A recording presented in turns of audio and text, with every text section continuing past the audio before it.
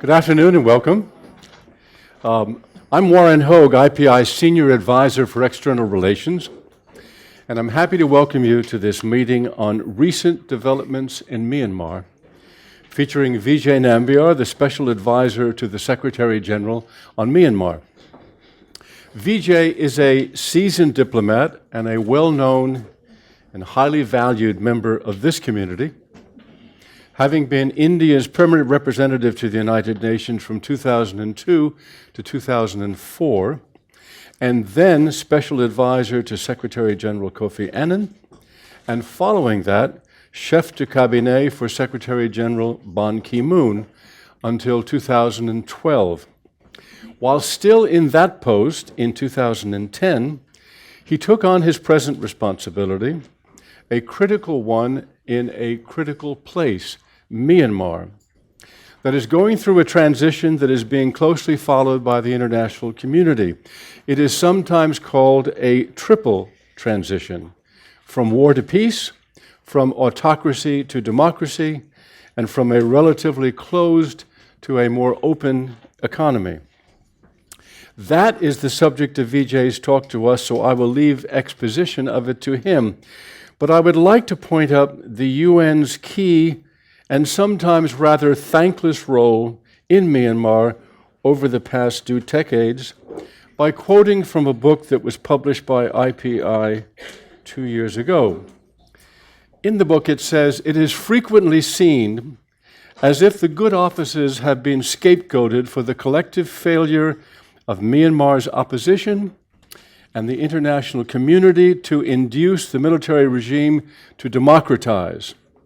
And with everyone now clamoring to claim credit for the recent reforms, the actor that has received the least credit seems to be the UN."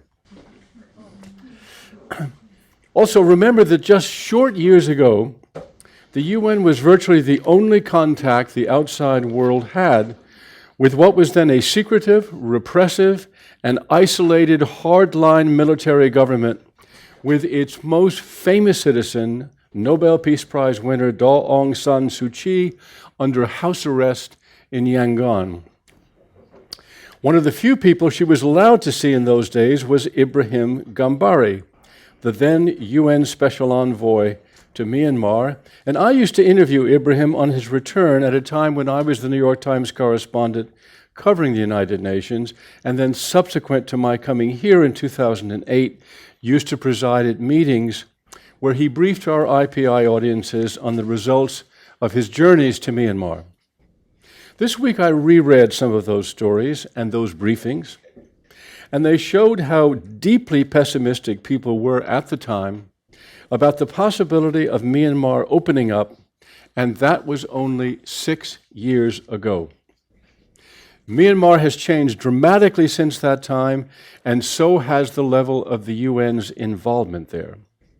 The only thing that hasn't changed is our continuing fascination with the country and its current emergence. And Vijay has a detailed and fascinating assessment of the progress and setbacks to date and the many challenges ahead. Vijay, I'm delighted you are here, and the floor is yours. Let me start by greeting you on World Press Freedom Day. As a distinguished member of the Fourth Estate, I think you've been, in some ways, that is also germane to our topic today. Let me first of all express my deep honor and privilege at being present here today. The IPI and its previous incarnation, the IPA, has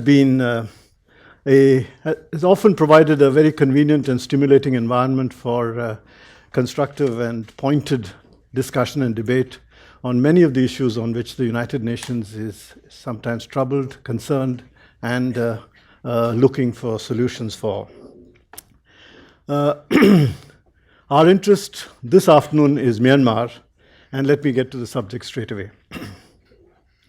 If a little over, or around 4 years ago, you were to ask someone, even in the United Nations, to describe Myanmar or Burma to you, he or she would speak of a country about twice the size of England or France, with twice the population of Iraq and Afghanistan combined, sandwiched between India and China, with over 100 ethnic communities, 60 years of uninterrupted civil strife, almost 50 years of military rule, isolated from the outside world, a country against whom almost all the major nations had systematically imposed sanctions upon and criticized for its ruthless repression of political prisoners, the most important of which, of course, was the Nobel Peace Prize laureate Daw Aung San Suu Kyi.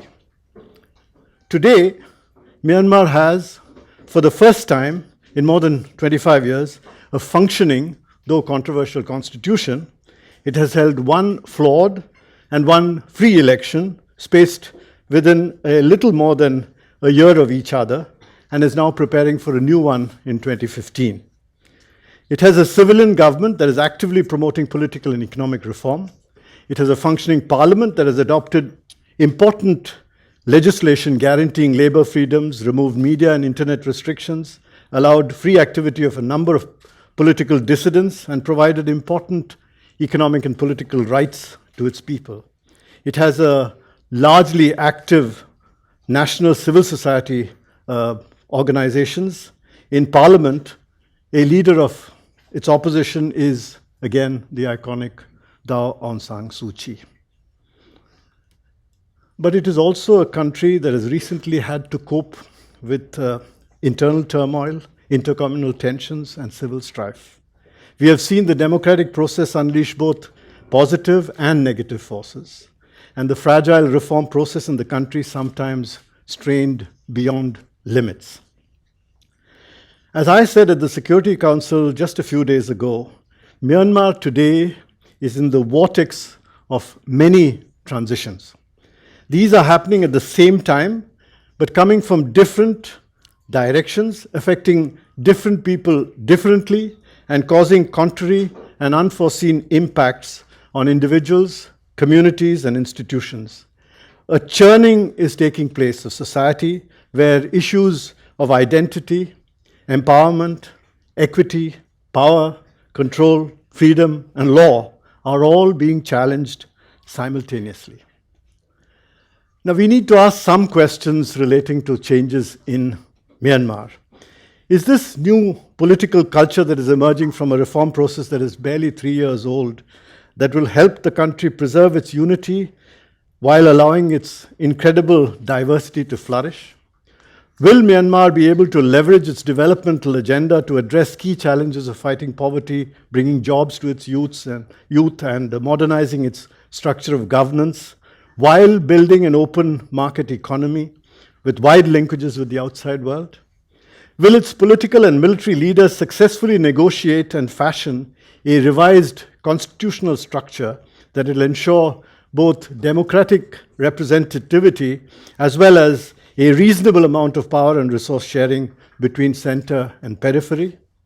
Will the opening up of public and media space to free expression allow its citizens to rise to more vibrant debate in an atmosphere of tolerance and inclusiveness, or will they descend into chauvinism and xenophobia?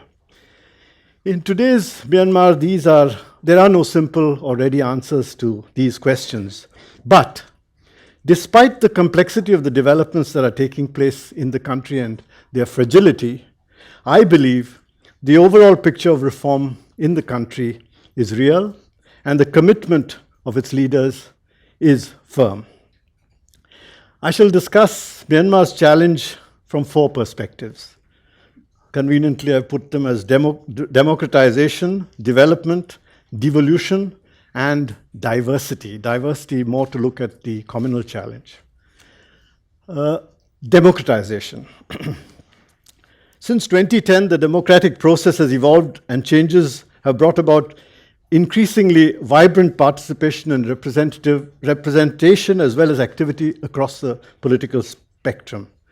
Though the changes have been top-down and the president has spoken of a disciplined democracy, the entry of leaders like Daw Aung San Suu Kyi and others like the 88 group into the political fray after their release from detention and their willingness to work within the existing system was a sign of both certain amount of credibility and promise. Now, we have to give credit for this, for both the courage and statesmanship of the president as well as the key leaders like Daw Aung San Suu Kyi. A vigorously functioning parliament has been active in engaging in public debate with both parties as well as civil society organizations, and a relatively unfettered involvement by the media are in some ways key indicators of this democratic transition. Over 9 sessions of the parliament have taken place. The two chambers have met both separately as well as jointly. Over 100 important bills covering various areas of national concern have actually been processed. And while the presence of the uniformed military personnel in a quarter of the membership of parliament has been an anomalous aspect of the new parliament, they have functioned constructively and attracted less controversy for their behavior and conduct than over the constitutional principle of their presence. That is, to balance what they call give a balance to politics. Despite the controversies generated by legislation such as the Association Bill, the Law on Peaceful Assembly, the media legislation, and the initial temptation on the part of the ruling party to take a restricted approach, actually the government has had to take a much more transparent and broader perspective in the light of the reactions from civil society. Parliament has been exercising its authority as a focus of people's power and ensuring popular accountability, and the work which it has been doing has been fairly constructive and impressive. But the process is still evolving. A new culture of constitutionalism has yet to develop, and the building of parliamentary conventions will obviously take a lot of time. Executive power has been robust and hierarchical to start with. That was to be expected from a country that has emerged from military rule. But increasingly, I think there is a somewhat more confident exercise of bureaucratic authority across all levels. It is still it's in the beginning stages, and it needs to be routinized through a system of parliamentary accountability. Despite the inevitable reports of rivalries and differences between the various organs of government, they have followed relatively free from each other's influence.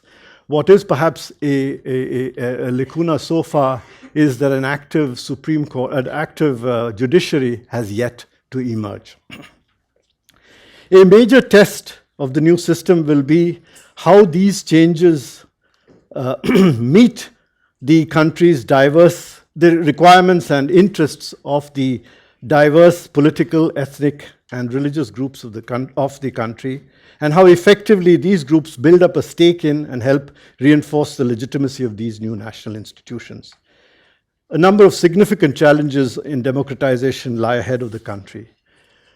Obviously, revisiting the 2008 Constitution will be an important issue on the political agenda. Notwithstanding the current controversies over the amendment of technical provisions like what they call 59F, which relates to the Daw Aung San Suu Kyi's aspirations to the presidency, which are currently constrained by the constitutional provision which forbids anybody whose family has foreign nationality, or for that matter, the Article 436 on Chapter 12, which relates to amendment of the Constitution. These are technical issues which will have to be addressed and are being addressed by a committee of the parliament and indeed by the various parties. Daw Aung San Suu Kyi herself hopes to have major discussion in the course of the coming months.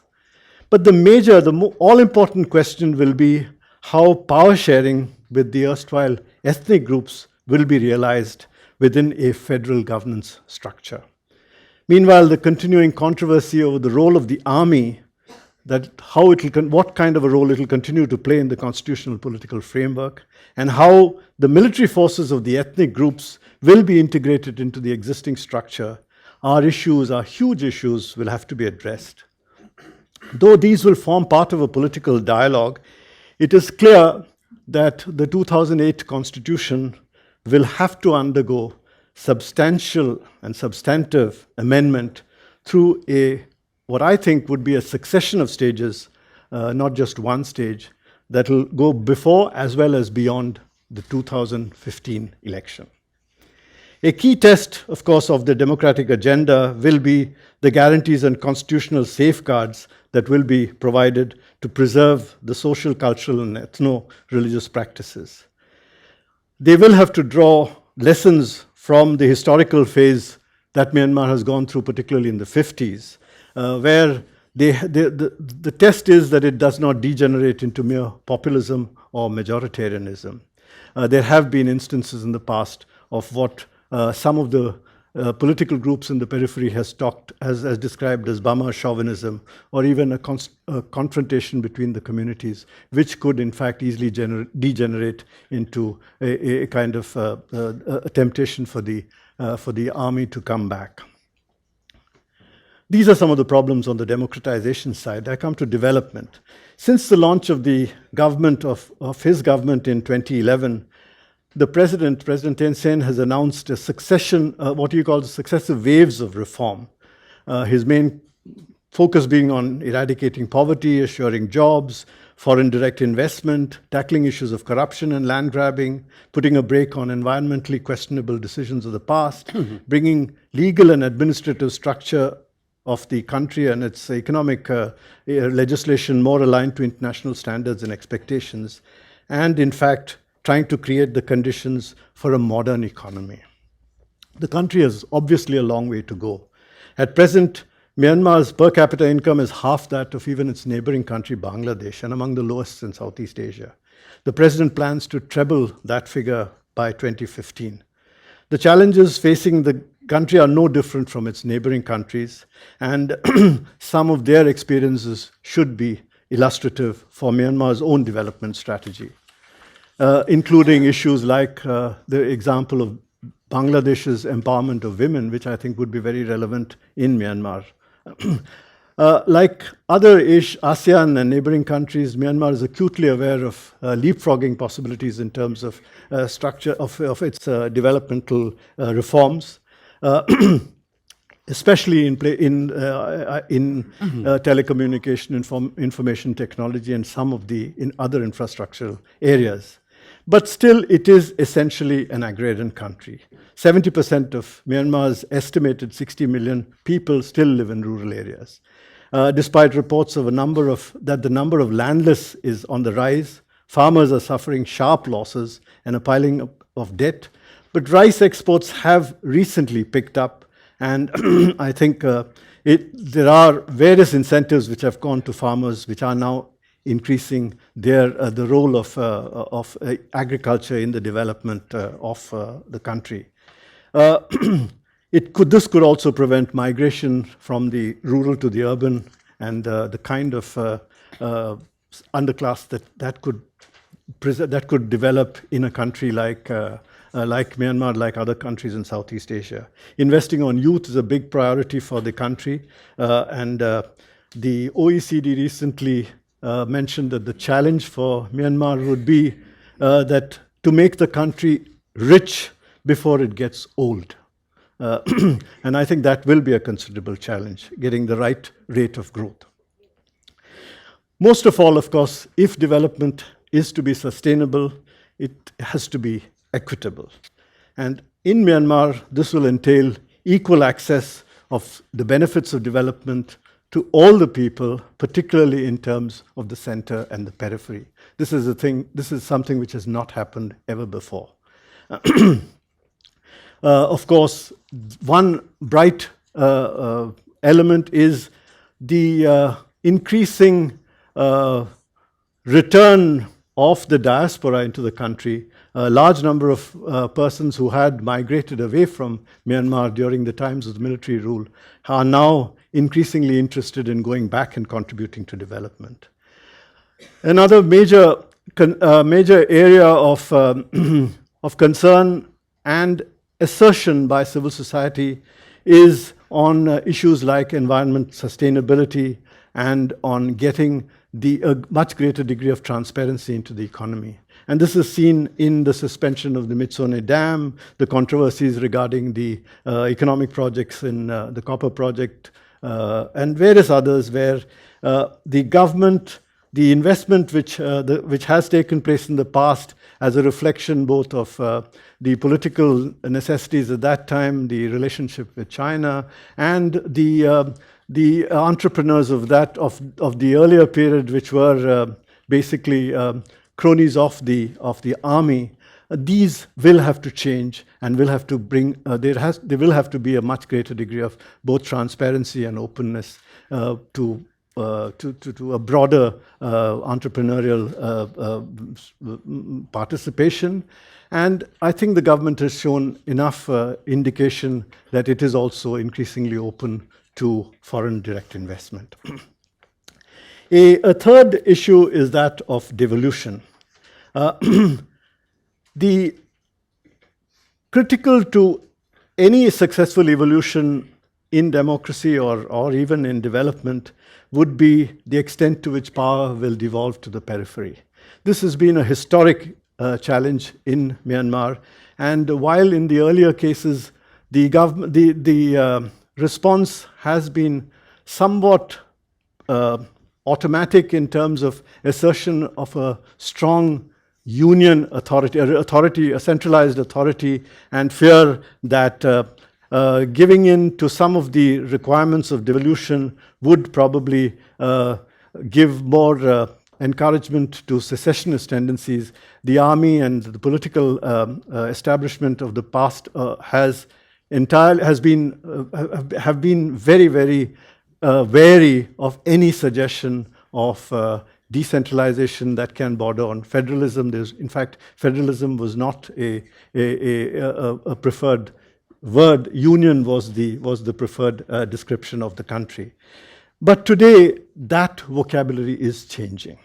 It is changing in a very dramatic way, and that is being expressed increasingly in the the willingness of the central government to discuss power and resource sharing with the periphery, with the erstwhile armed ethnic groups. And while the historic circumstances, the specific character, aspirations, and political weight of each of these ethnic groups is likely to be different, the broad desire of every group for self-expression and self-determination can be understood and will have to be configured within a common framework of devolution. This is not going to be a very easy process.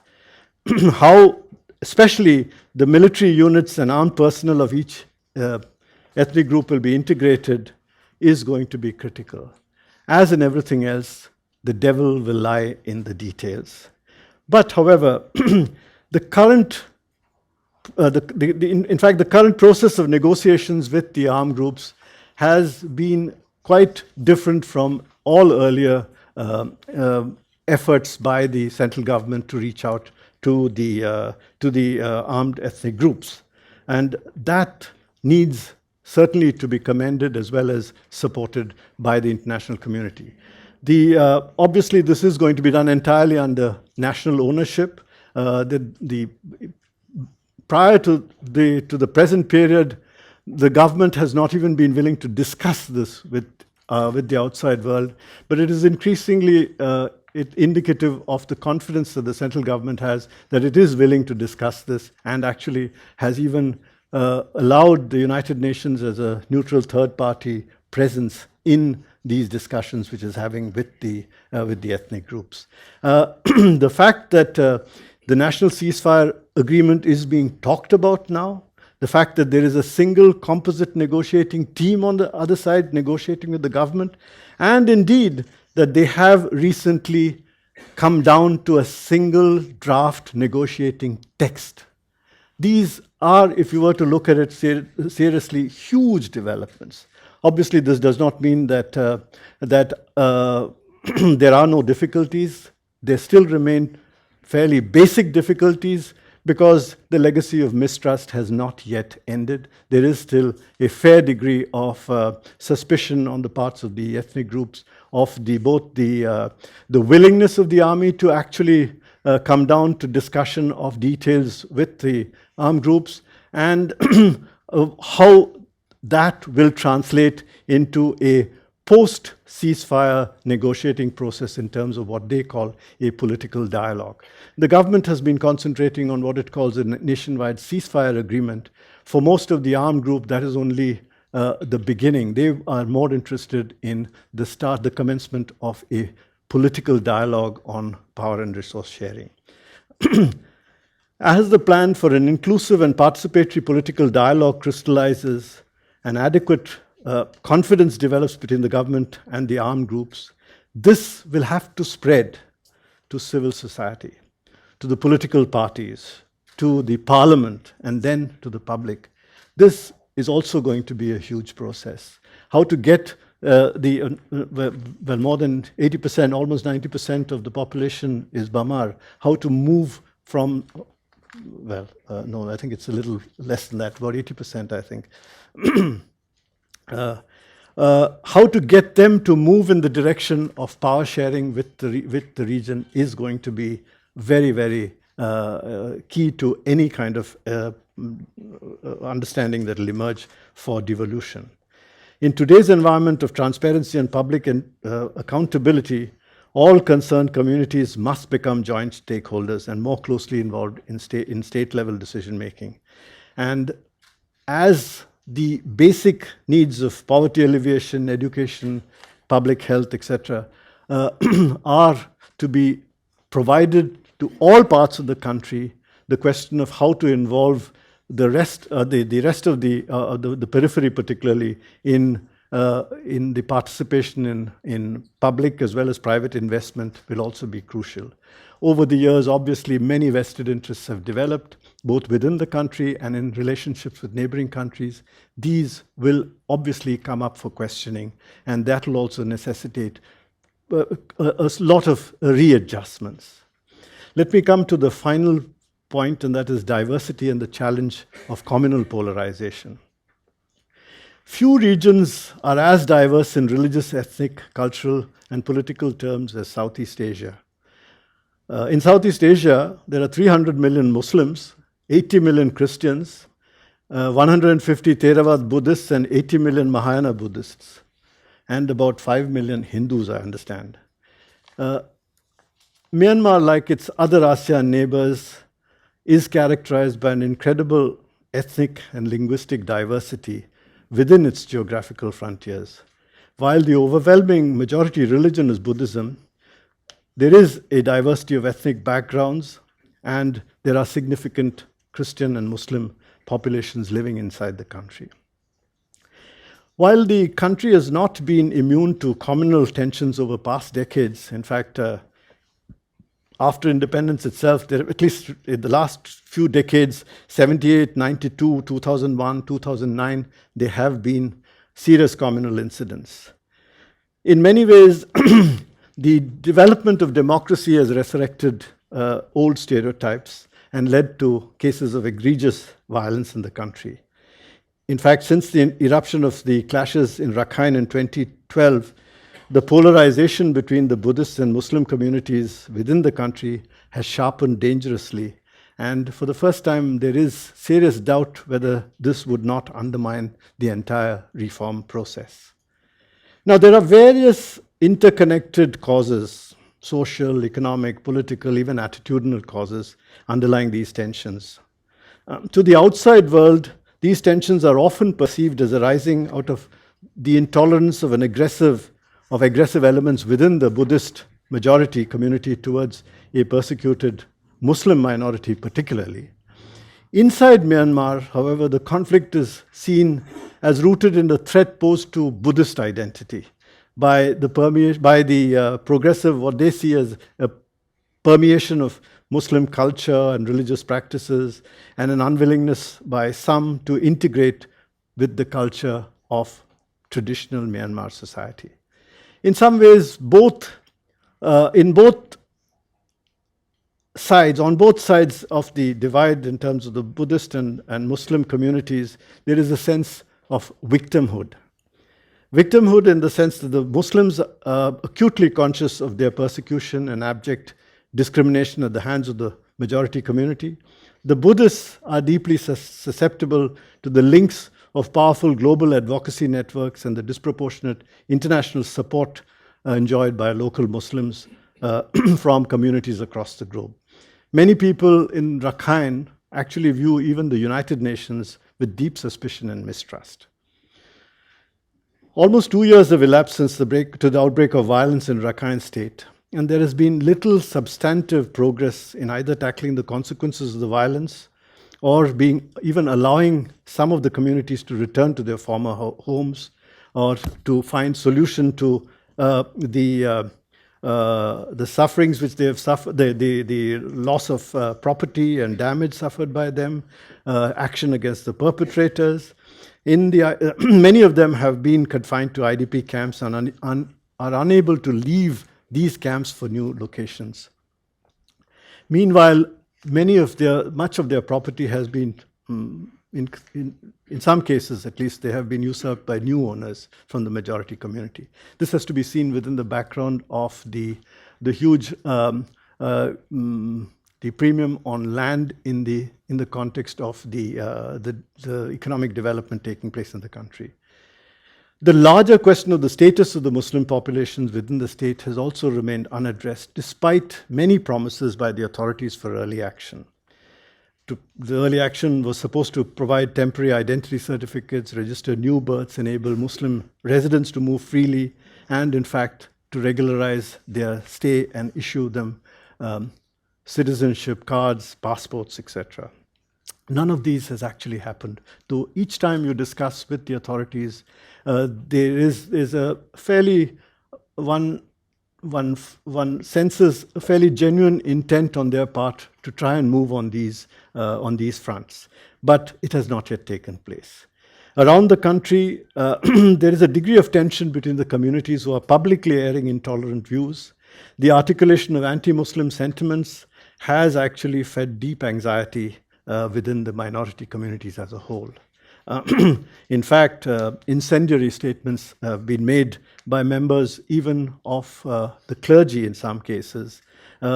While these have actually received attention, the voices of moderate elements within the clergy have not received the sufficiently wide coverage, and they've not really been made public.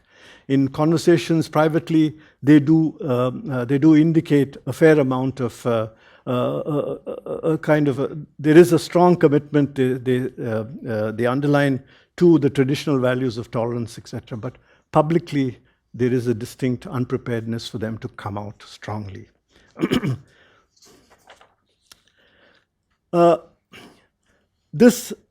While there is a general sense that this is a political or at least a citizenship issue which has actually gone somewhat out of control and assumed certain communal dimensions, and the effect of the difficulties, persecution that the minority community inside the Rakhine state has been reflected in the neighborhood as a whole, there is a distinct unwillingness on the part of the region or even the sub-region to actually take up this issue as a regional issue. It is something which is seen as essentially something which has to be handled by Myanmar itself. And this has itself created certain problems, and the regular outflow of refugees from Myanmar fleeing across the sea has actually has also resulted in incidents of violence in Malaysia and Indonesia against Muslims and Buddhist groups, and they have been attempted attacks by Muslim extremists against the embassy of Myanmar in Malaysia as well as in Indonesia. Despite the unpreparedness on the part of ASEAN to discuss this, I think that there is scope for this issue to be handled at a sub-regional level with sensitive consideration within a consultative and a consensus kind of based process. But this will have to be something that the countries particularly involved in this case, the countries of Indonesia, Malaysia, need to actually engage, perhaps low visibility, with Myanmar in order to be able to get them to seriously address these issues. For the UN, this has increasingly become an issue of great salience. The United Nations, in a sense, protection of human rights and civilian protection is key to the identity of the organization. And we have sought continuously to engage proactively with member states to provide better civilian protection. We have also reached out to the country, to the government, and both publicly as well as below the radar screen, to be able to see how we can work to address some of the substantive concerns, while at the same time drawing the attention of the government and of the communities, both civil society organizations as well as individuals, of their larger commitment to the values of a tolerant society. Clearly, for any healing process to start, we must recognize that there is no zero-sum approach to this. On both sides, there must be a willingness to stem the tide of confrontation, end provocative attacks. We have talked about the need to end hate speech. I have myself spoken on several occasions, both to the clergy as well as to the Parliament, the Speaker of the Parliament, to suggest that there should be legislation against hate speech. They've asked for some templates. We have provided some of them, and we are in the process of working on that. Meanwhile, the Secretary General has reached out on several occasions in personal contact with the President as well as with the other major leaders.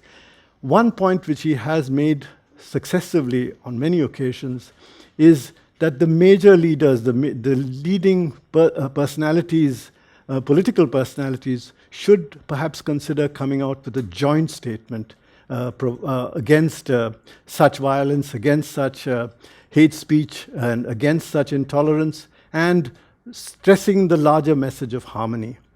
Even that has not been possible.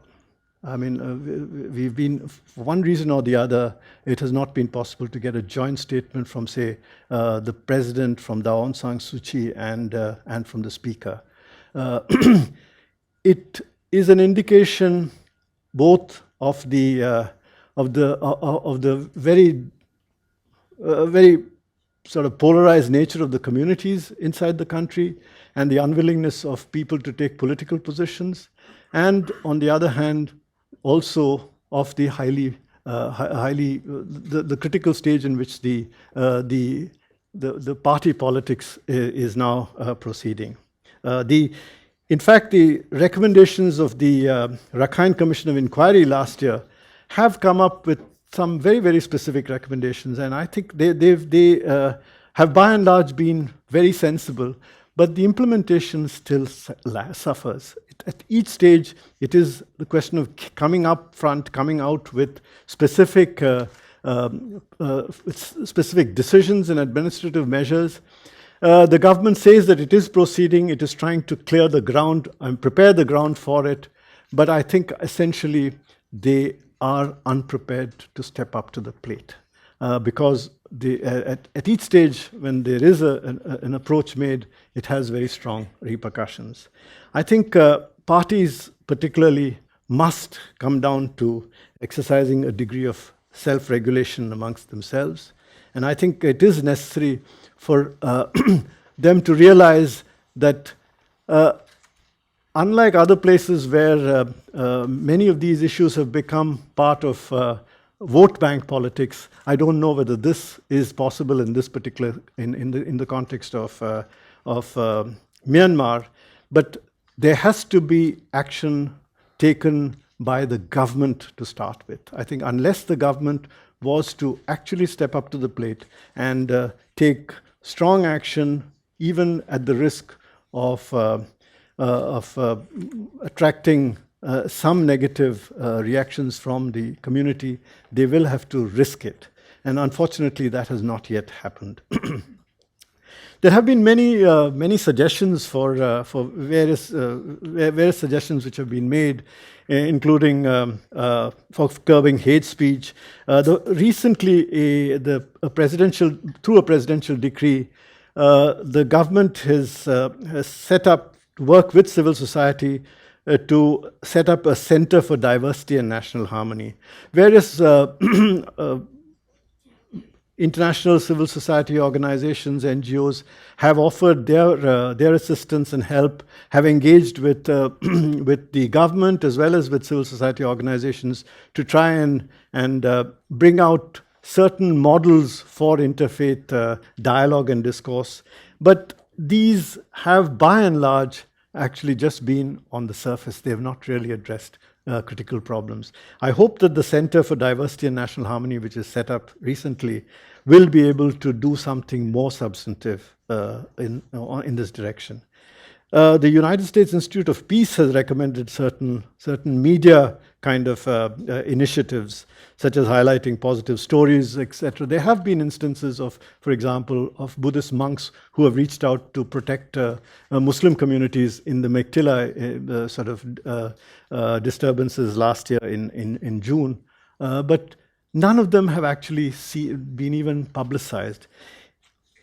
All these actually show that there is today yet not the kind of confidence inside Myanmar civil society to be able to move towards an inclusive society. I think unless there is a sense of reassurance on the part of the minority community in Rakhine particularly, that the myth in some respects of their statelessness, because in fact even officially, even last year, the official minister had mentioned to me that large numbers, almost 90% of the population currently in the Muslim population there in Rakhine were legally in the country. That is the impression that we've been given. But there has been no verification, formal verification done. And each time the verification is out to be done, there's been something that has happened which has held it back. I think now that the census is more or less through, despite its controversies, it is possible now for some action to be taken for verification and eventually regularization of the status of this community. And once that happens, they should be able to move across the country and perhaps be able to be afforded guarantees in terms of their security inside northern Rakhine. Unless this is done, I think the essential threat to the security of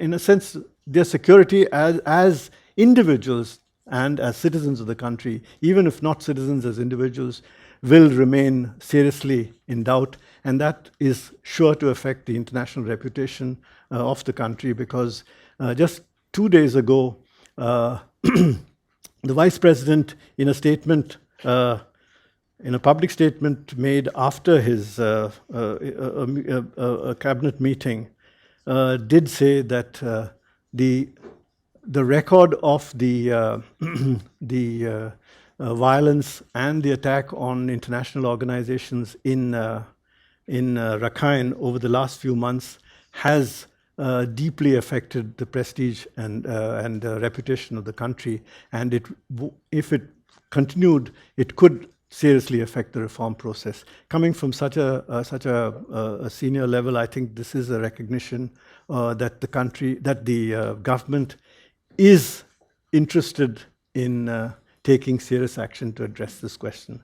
Whether or not it will actually step up is the big issue. And upon that, I think, will depend the essential, the credibility of the government as it proceeds. There are instances of constructive bridge building between communities that have taken place in the country, in the region, and Indonesia is, I think, a good example. I think there has to be a new narrative that of democratic citizenship that will have to be created for Myanmar. And as far as I see it, this new democratic narrative will have to be based on three elements: the civil element, the rights necessary for individual freedom; the political element, the right to participate in the exercise of political power; and the social element, which has been described as a whole range of rights, from the right to a modicum of economic welfare to the right to share to the full in the social heritage and to live as a civilized being according to the standards prevailing in society. I think this is the kind of democratic discourse that will have to take place inside the country, which will, in a sense, strengthen the self-image of a country like Myanmar and give it a kind of a better place in Southeast Asia.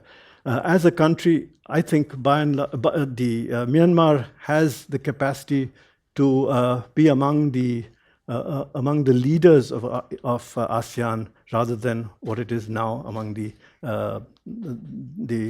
in a sense, in the back of the queue.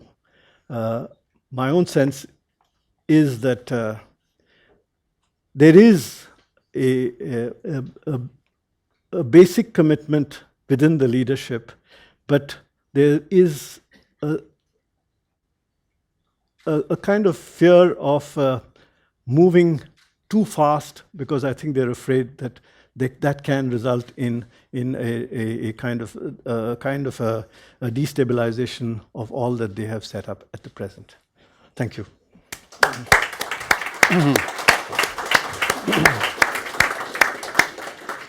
I'm just going to ask Vijay 2 questions and then hear from the rest of you. Vijay, first of all, that was a wonderfully thorough and very candid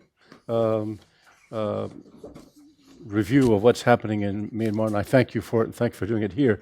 One question, I have one specific question about a person and one question in general. The question in general is, this is a country that used to defy outside interference or help, yes, because basically it said it didn't care what the world felt about it.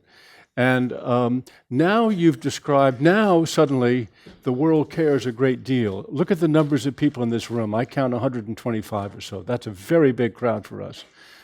I'm sure they're here to hear you, but that demonstrates a real interest now in Myanmar. One hears anecdotally that businessmen are flocking there from the West, from China, from other Asian nations. I'm encouraged in a funny way by your comment just at the end there about what the Vice President said. Vice President talking about damaging the prestige of Myanmar suggests to me that they now really care what the outside world thinks about them. And then you finally said at the end, you fear they might be overwhelmed, and you, in the beginning, had that very haunting phrase about saying, you hope they didn't get rich before they got poor, or poor before they got rich. Thank you.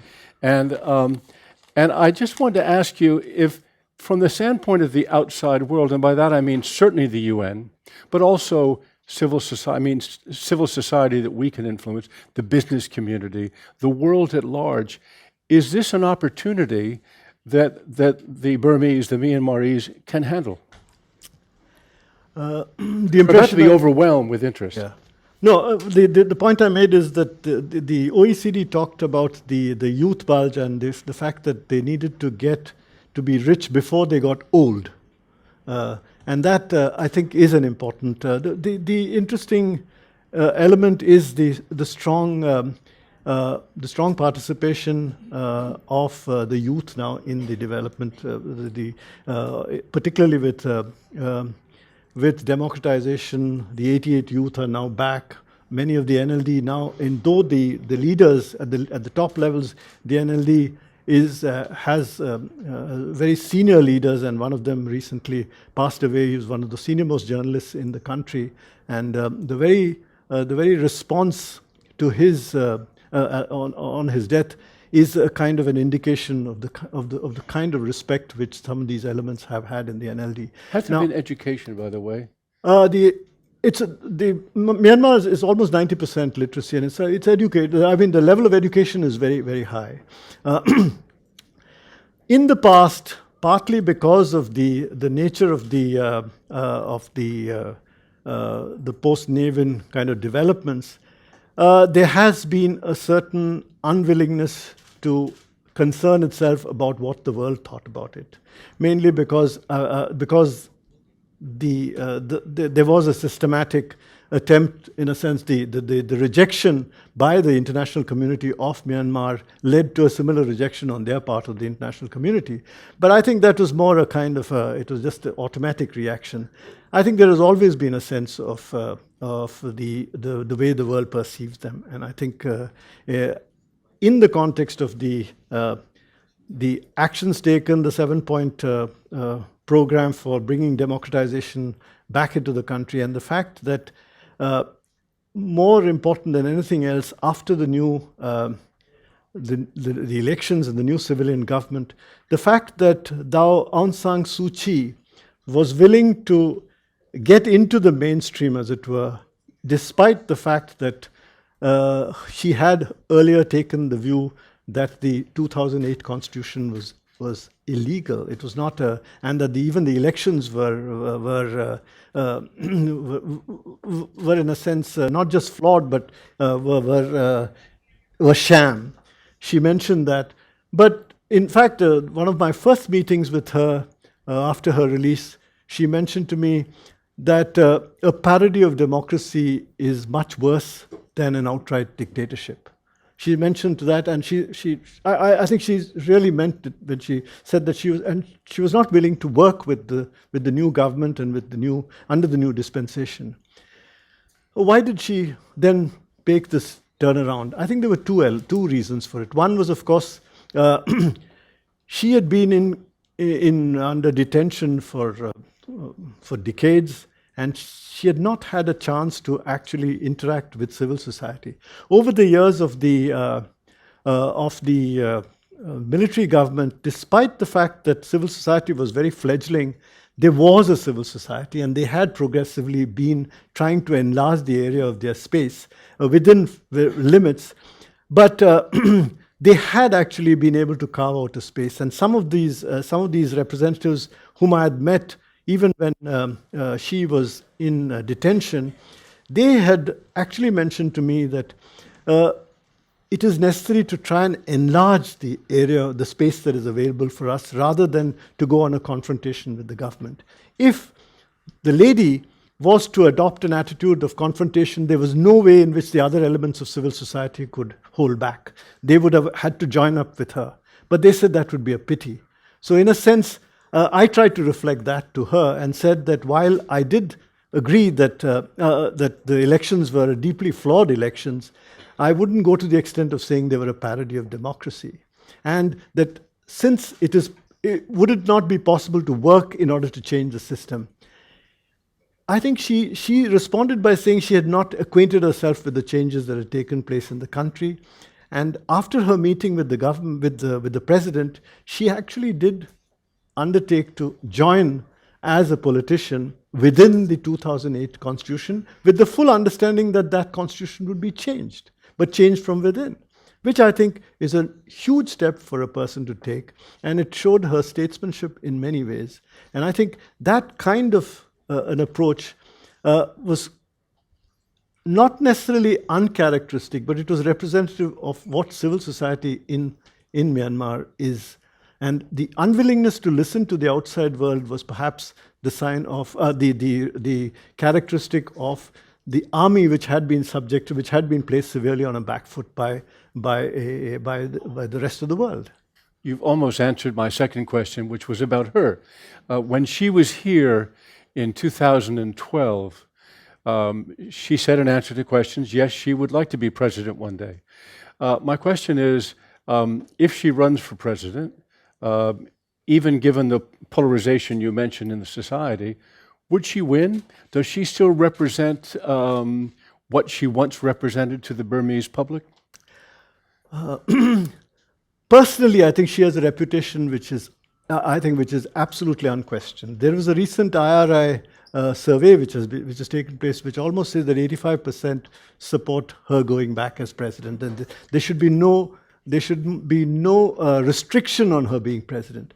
But whether her party will gain the kind of majority, that is something which we will have to assess against the kind of the developments in the democracy that is taking place. And one of her own political advisors did not expect, he said that he did not expect to get more than about 50% of the entire, of the seats in parliament. Now, even that is seen by some as for one party to get that will be an inordinately large amount. This is because the nature of the exercise has changed now with the periphery, with many of the ethnic groups and the states and the regions coming into the picture, and they are likely to have a lot of their own representatives. Not all of which would be entirely under the, in a sense, the NLD supporters. They would have their own interests. Excellent. I'm going to go to the room. A little piece of housekeeping. When you came, I think you got a white sheet of paper that is just, we ask you to evaluate. It's very helpful to us before you leave. Just check off those boxes about what you liked, what you didn't like. Sorry to bother you with that, but it's very helpful for us to fill it out. I'm going to recognize people who raise their hands. When the microphone will come to you, when you get the microphone, hold it very steady because we are webcasting, and that's the only way the sound will be steady. And Vijay, I think I'll take 3 questions at once, and then we'll answer them all at once. Edie in the front row, and this gentleman here in the third row. Thank you, Mr. Nambiar. Edith Lederer from the Associated Press. Warren went a step ahead of what I was going to ask. Are you optimistic that the Constitution will be changed so that Aung San Suu Kyi can run? And secondly, you raised the possibility that the military might reassert itself in a strong way if there was renewed ethnic strife. Do you see this as a serious possibility? A second here. Shazia Rafi, former Secretary General of PGA. When you come to discuss the issue of the area of Muslim minority, the Rakhine area, are there representatives from there in the current Burmese parliament? Or are the citizens of that area not yet recognized enough as full participants, as citizens, to be able to vote and stand? And also, the UN, is it involved in the discussion of what happens with this issue of citizenship and political participation of the region? Because the UN faced a similar issue in Côte d'Ivoire, where we also worked with the UN on citizenship of the Burkinabe. In fact, even the ability of the current president of Côte d'Ivoire to stand for office. Thank you, Chati. And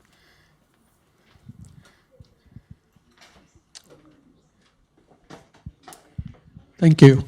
Manik Mehta, syndicated journalist. I also write for Bernama in Malaysia. You mentioned about low-level engagement by Indonesia and Malaysia to influence Myanmar and push it in the direction of full-fledged democracy. Could you amplify that and also be specific what exactly these 2 countries can do? Thank you. okay, take those 3, and then we've got a whole bunch more. Well, Edie's all-important question of whether I think the Constitution can be changed in order to enable Daw Suu to become president. This is a subject which is very difficult for me to say at the present moment. The president has made some statements saying that there should be changes that will be made to enable anybody to get to contest for the high office. But there have also been the discussions that have taken place in the committee for the amendment of the Constitution, the various suggestions, have indicated that a large number of people inside the country have a fairly difficult, are, on the one hand, it seems that they would like her to be represent, if possible, to be president too. But there are deep reservations about a political leader having near relatives who owe their loyalty to other countries, and some have explained to me that this stems from the fact that Myanmar is located between two of the most populous countries of the world, and they've had controversial relations with neighbors. And it's not so much the countries of the West as much as some of these kind of susceptibilities that they have. Now, whether that is an excuse or whether that is a real fear, one is not very sure about. But at the same time, one knows that among the people, by and large, the impression I get is that there is great sympathy for her credentials as the possible leader of the country being formalized as president. There is support for that. Within some of the, perhaps within the clergy, there has been some suggestions made that perhaps she should get her children to become Myanmar citizens rather than the other way around. But these are kind of arguments that are going around. Also, in the process of amendments of consideration of amendments of the Constitution, the suggestion is that you should look at the larger elements of the constitutional change and not individual elements that will enable one or other person to get into the high office, and you should look at the broader elements. So these are the kinds of discussions that are taking place, and it's difficult to say how it will move. By and large, I think Dao Su has been saying that it is necessary for the army, the head of the parliament, the speaker of the parliament, the president and herself to perhaps get together and have an informal understanding of what kind of constitutional change can take place. There has been no there's been no response on that from the other major elements of the other major components of this discussion. Now, whether the military might reassert itself, I only raise that as an outside possibility. My own sense is that is really not a possibility at this stage. I think developments in Myanmar have gone quite far up for them to now think in terms of a regression to military rule. My own sense is that is not really a probability. Regarding the extent of UN involvement in consideration of the status discussions, the process of consideration of citizenship and other issues for the Muslim community in Rakhine, the UNHCR has been involved in this for a long time. In fact, that the whole question of statelessness they have been involved in for decades now. The question really now, of course, on the part of the government, they would like to, they feel that this is something that the government will have to decide, that the people will have to decide. They have historical arguments, and there's been a whole lot of discussion, controversy, debate on the status of the Rohingya community as a whole. But I think there is now an increasing sense among in the government, the new government, the new civilian government that has been set up, that this issue, particularly of status verification and possible regularization of the community, they call them Bengalis, but irrespective of what they call them, if there is a status verification and they get citizenship now, the argument is that could then become, be a sufficient incentive for a process of nation building to start, and then you can think in terms of stemming the onflow, the possible, inflow of populations from Bengal, which is their major fear. And I think they are talking in terms of having better border controls, but that is only after the major issue of addressing the question of citizenship or status of the present numbers, which are in fact a little less than perhaps over 1 million, in fact, now. The other nations of Southeast Asia? Other nations of Southeast Asia. Indonesia, particularly in the context of the events in Rakhine in 2012, Indonesia has been involved. They've sent delegations and they've been, in a sense, in discussion with the government without too much of publicity. They have even sent some humanitarian assistance. I think they've set up I don't know whether it's a hospital or a schools in Rakhine. They've been trying to move, in a sense, trying to suggest that their experience in handling some of these issues could be of relevance to Myanmar. Now, it is difficult for a country like Myanmar at this to overtly accept the kind of interaction or the kind of suggestions from them, but I think it all depends on the way in which you proceed with the dialogue. And the ASEAN way has generally been a lot more preferable than what they perceive as a very strongly didactic kind of approach, which is adopted by Myanmar is now chairman of ASEAN, isn't it? Myanmar is now chairman of the ASEAN, yes. Malaysia similarly has made some, but I think in the case of Malaysia, there is perhaps less of progress, but I think there are templates, there are experiences, I think, in Malaysia which could be of use to Myanmar also. We'll take 3 more questions. We'll start with Hoge in the front row. Do I see any other hands? Saw some before. Please, and you'll be the second in the back. And do I see a third? All right, we'll start here with Ufuk. Would you please introduce yourself? Ufuk Gökçen, permanent observer of OIC to the United Nations. Ambassador Warren, thank you very much for this excellent program. A few very small comments. First, about the trilateral statement that the UN proposed to the leadership, including Aung San Suu Kyi, about the hate speech. I believe that it doesn't show the lack of political stance, but it shows, on the contrary, taking a political stand.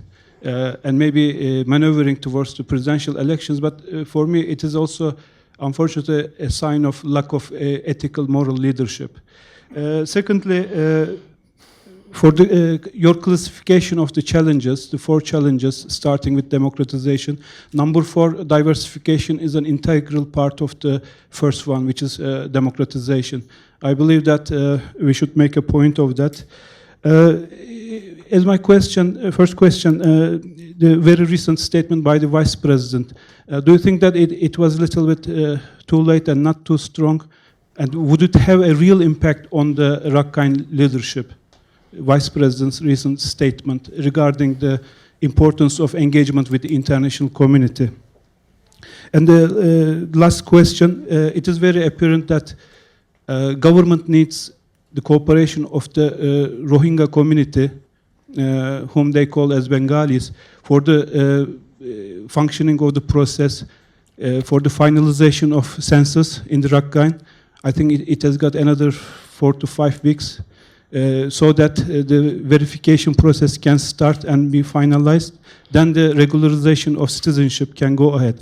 In this regard, what message would you like to give to the Rohingya diaspora and Rohingya leadership with this regard, as they have got concerns with regard to what type of citizenship will come at the end and how many of them will get citizenship? Thank you. Right, and now to the... Jane McClanahan, New York University. My question is in connection with the other big ethnic issue that's currently going on in the country. I'm wondering how optimistic you are, sir, about the chance of obtaining a lasting agreement with the KIA in the north. Okay.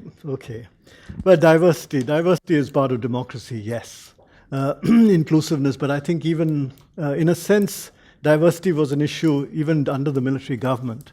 The difference was that there was a perception that under the military government, the communal incidents were in a sense used, leveraged by the military government itself for political purposes. And it is from that point of view that there has been a sense of a constant suspicion among the communities that these tensions are actually being leveraged by the government, even by the present government, and there is constant suspicion that that is happening. I think that that it is much less so, even though it is possible that at the local level, the usual susceptibilities with relation to the attitudes of police officers, etc., could be a problem. But I think by and large, in terms of the commitment of the senior leadership in the country towards a different approach, my own sense is that that is there. There is a very strong commitment, and that is a distinct change from the previous. In that sense, I think there is a greater commitment to diversity today, and this has been made even in public statements by the President as well as by other members of the... Now, what you have said about individual leaders, including that is, in a sense, it's your view, and my own sense is that there is a strong reflection, there's strong circumspection among the people about where the country is going and what the implications of these this communal polarization is. But there is also, that's the reason why I mentioned that it's a different perspective also.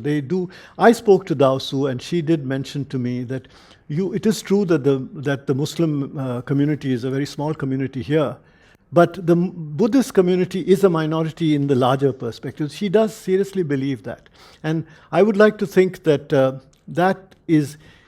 there are certain nuances in her approach which are equally strong in terms of her moral conviction, and I would not want to make a moral judgment on her position from this point of view. Where she has a particular position, such as on I think it is on marriages, she's come out very directly. So in that sense, I think it is a question that she is susceptible to the larger viewpoints of the majority community. I think that's the point. Now, you said the Vice President has made a statement, and will that be effective? The President has also made a statement earlier. But you must see that both the President and the Vice President have talked about the need to take all communities together. Even he, in his latest statement, the Vice President Saimokam, has actually said that the two communities need to work together on this. You cannot have the government come down straight and then have a potential confrontation where the Rakhine Buddhist community refused to accept the reasoning of the government. That is not going to work. In a sense, that you can have a situation where individual communities will cut their nose to spite their face, and that can happen. And in a sense, that is what the government has constantly been worrying about. And I think that is at the heart of their unpreparedness to go right up and tackle the questions frontally, in a sense of cutting the Gordian knot, as it were. And I think this has been, in a sense, also a traditional political kind of a style of operation in this part of the world, where they do not want to get into direct confrontation, because where there is direct confrontation, it is often brutal. In many parts of this region, you have seen that. And from that point of view, I think there is a very, very, very strong sort of allergy towards addressing things frontally. Now, about the Rohingya, what message? Now, I don't know whether I should be making this as a message, because I'm not even sure whether, I assume that there are some Chatham House rules in this particular... No, this is on, it's being webcast. Oh. This is, Sorry. Okay. Completely- I've sort of gone out. completely open. Okay. Anyway, if there is a message to be said, then let me make this kind of a. Let me suggest that the best should not be the enemy of the good.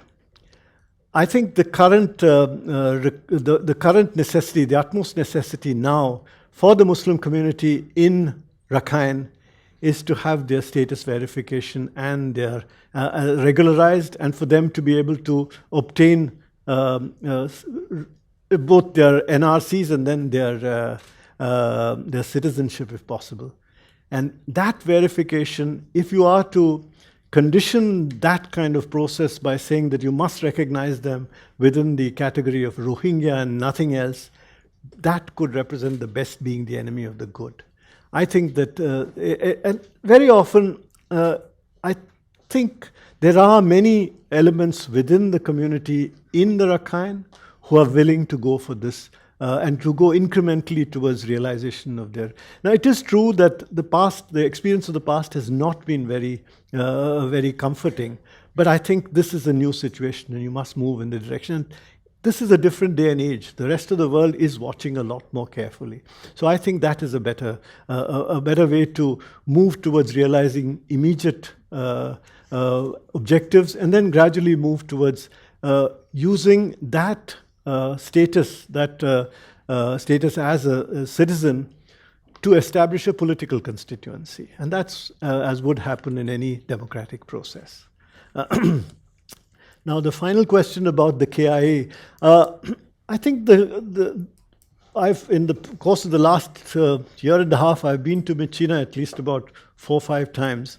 One notices that the KIA and the KIO are among the few groups which do not have a ceasefire agreement with the government.